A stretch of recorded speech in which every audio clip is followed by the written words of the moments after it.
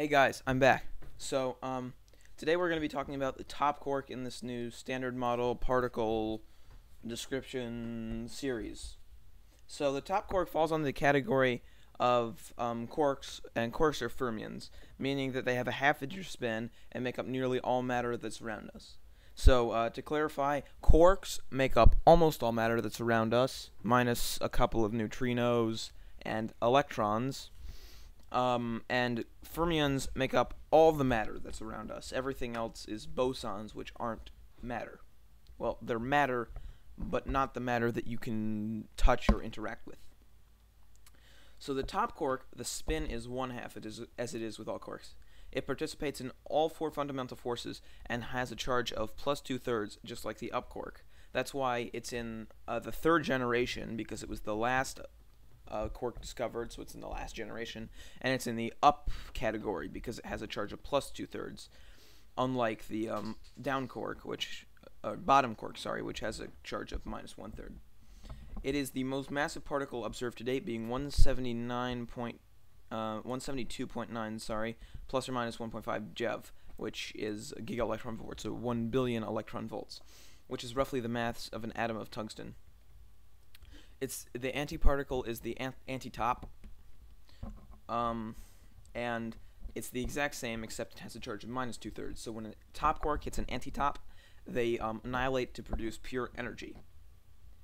So the top quark usually decays into the bottom quark through the weak force.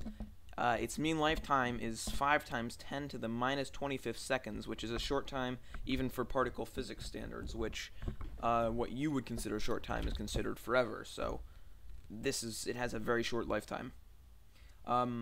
It's so short that the top decays before it can combine with other quarks to form hadrons, which are particles made of at least 2 quarks. This lets scientists study a quark outside of a hadron, something they can do nowhere else. Because the top is so massive, scientists can study it to help them predict the mass of the Higgs boson, the theorized particle that would give all other particles mass. The top is so massive that only 2 particle accelerators on Earth can create them, Tevatron and the LHC, which are at Fermilab and CERN, respectively. They are most often produced through the strong force in particle collisions where a high-energy gluon is formed, which then decays into a top-antitop pair. This is the way the top was produced when it was first discovered in 1995 by CDF and D0 at Fermilab.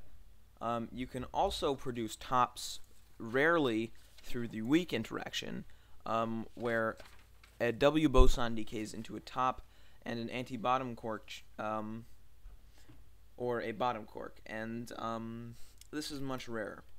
Also, the top can decay, as it says here, into a bottom quark 99.8% of the time, strange quark 0.17% of the time, or down quark 0.007% of the time.